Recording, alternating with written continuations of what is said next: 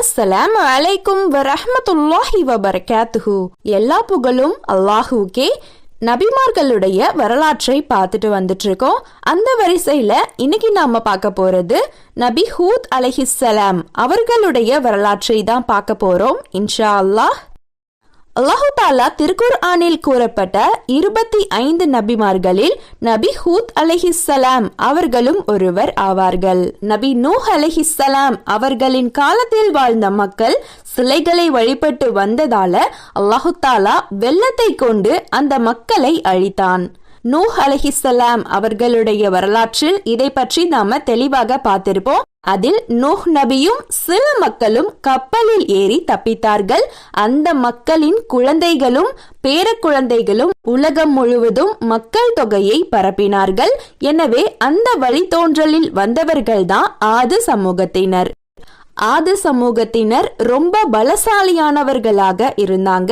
மேலும் அவர்கள் கடின உழைப்பாளர்களாகவும் இருந்தாங்க. அதிலும் அழகான உயரமான கட்டிடங்களை கட்டுவதில் அனுபவசாலியாக இருந்தார்கள். அந்த மக்கள் மலைகளை குடைந்து பெரிய கட்டிடங்களையும் பெரிய மாளிகைகளையும் கட்டினார்கள். அவர்களுடைய இந்த வலிமையை நினைத்து அவர்கள் பெருமை கொள்வார்கள். இந்த மக்களுக்கு அல்லாஹு தாலா அதிகமான செல்வங்களை வழங்கி இருந்தார்.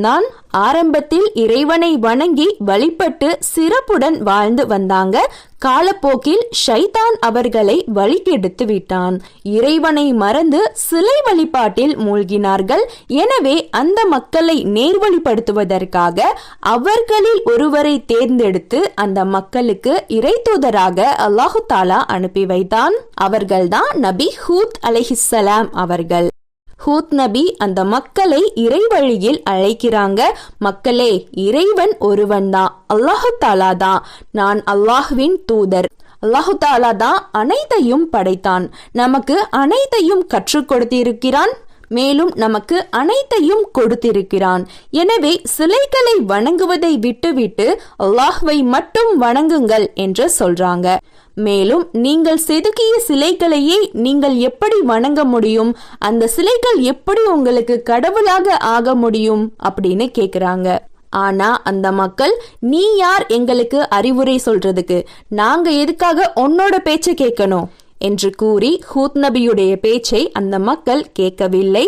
அதற்கு ஹூத் நபி சொல்றாங்க, நான் சொல்வதை கேளுங்க, கேட்கலைனா அல்லாஹு தாலா உங்களை தண்டித்து விடுவான் என்று சொல்றாங்க. அதற்கு அந்த மக்கள், நீ ஒரு பொய்யன், பொய் சொல்கிறாய், பொய் சொல்பவனுடைய பேச்ச நாங்க எதுக்காக கேட்கணும் அப்படின்னு சொல்றாங்க. நான் பொய் சொல்லலேன்னு ஹூத் நபி எவ்வளவோ சொல்றாங்க. அதுக்கு அந்த மக்கள், நீ பொய் சொல்லவில்லை என்றால் எங்களுக்கு நிரூபித்து காட்டு, அல்லாஹ் கிட்ட சொல்லி எங்களுக்கு தண்டனையை கொடுக்க சொல்லு. அப்படியே எங்களுக்கு ஏதாவது பிரச்சனைனா எங்க கடவுள்கள் எங்களை காப்பாற்றும் அப்படின்னு சொல்லிட்டு போயிடுறாங்க. அதற்கு பிறகு எவ்வளவோ முறை அந்த மக்களை நேர்வழியில் அழைக்க முயற்சி செய்யறாங்க. ஆனா அந்த மக்கள் கடைசி வரைக்கும் திருந்தல, சிலைகளை வணங்குவதை விடவில்லை. அந்த மக்களில் சில மக்கள் மட்டும் ஹூத் நபியின் உபதேசங்களை கேட்டு அல்லாஹ்வை வழிபட்டார்கள். பின்பு அல்லாஹு தாலா இந்த மக்களை தண்டிக்க போகிறான். சிலை வழிபாட்டில் ஈடுபட்டு கொண்டிருக்கும் இந்த மக்களை அழிக்க போகிறான் என்பதை ஹூத் நபி உணர்றாங்க. மழை பொழியாததால அங்கு உள்ள நிலம் முழுவதுமே வறட்சியாக காணப்பட்டது. சூரியன் பாலைவன மணலை சுட்டெரித்தது. சொட்டு தண்ணீரை கூட மக்களால் காண முடியவில்லை. எனவே அந்த மக்கள் ஹூத் நபியிடம் சென்று, ஏன் இந்த வறட்சி ஏற்பட்டிருக்கிறது என்று கேட்கிறாங்க. அதற்கு ஹூத் நபி சொல்றாங்க, அல்லாஹு தாலா உங்கள் அனைவர் மீதும் கோபமாக இருக்கிறான். நீங்கள் சிலை வணக்கத்தை விட்டுவிட்டு அல்லாஹ்வை வணங்கினால் அல்லாஹ் உங்களை ஏற்றுக்கொள்வான், மழை பொழிய செய்து உங்கள் வறட்சியை நீக்குவான் என்று சொல்றாங்க. இத கேட்ட அந்த மக்கள் ஹூத் நபியை கேலி செய்தார்கள். நாள் போக போக வறட்சி அதிகரித்து கொண்டே போனது. மேகம் மஞ்சள் நிறமாக மாறியது. மரம் செடிகள் அனைத்துமே இறந்து விட்டது. நாட்கள் சென்றது, மாதங்கள் சென்றது, ஒரு சொட்டு மழை கூட வரல. இருந்துமே அந்த மக்கள் சிலைகளை தான் வணங்கி கொண்டு இருந்தாங்க. சிலைகள் கிட்ட போய் மழை பொழிய செய்யும்படி பிரார்த்தனை செய்யறாங்க. 3 வருடங்கள் இதே வறட்சி காணப்பட்டது.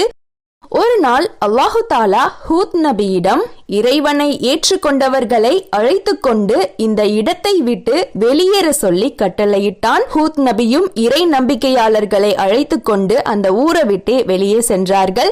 பின்பு இறுதியாக காரிருள் மேகம் வானில் தென்பட்டது. இதை பார்த்த மக்கள் அனைவருமே இந்த மேகம் நமக்கு மழையை தரப்போகிறது என்று சந்தோஷப்படுறாங்க. எரிக்கும் சூடு திடீரென குளிர்ச்சியாக மாறியது. மரங்கள், செடிகள், கூடாரங்கள், ஆண்கள், பெண்கள் என எல்லாவற்றையுமே காற்று உலுக்கியது. நேரம் செல்ல செல்ல காற்றின் வேகம் அதிகரித்து கொண்டே போனது. மக்கள் அனைவருமே ஓட ஆரம்பித்தார்கள். அவங்களுடைய கூடாரங்களுக்குள் ஓடினார்கள்.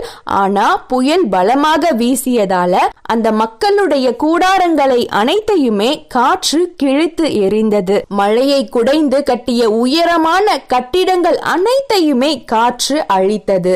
இந்த கொடிய புயல் 7 இரவுகளும் 8 பகல்களும் கோரமாய் வீசியது. ஆது கூட்டத்தாரை அல்லாஹு தாலா பேரொளியோடு வேகமாக சுழன்று அடித்த கொடுங்காற்றினால் அழிக்கப்பட்டான்.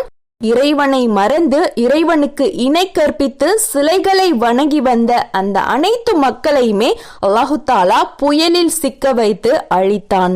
ஆது சமூகத்தினர் அடியுடன் சாய்ந்து விட்ட ஈச்சமரங்களை போல் பூமியில் விழுந்து கிடந்தார்கள். இவ்வாறு ஆது கூட்டத்தாரை அல்லாஹு தாலா அழித்தான். நபி ஹூத் அலைஹிஸ்ஸலாம் அவர்களும் அவர்களை பின்பற்றிய சிலர் மட்டும் அந்த அபாயத்தில் இருந்து காப்பாற்றப்பட்டார்கள்.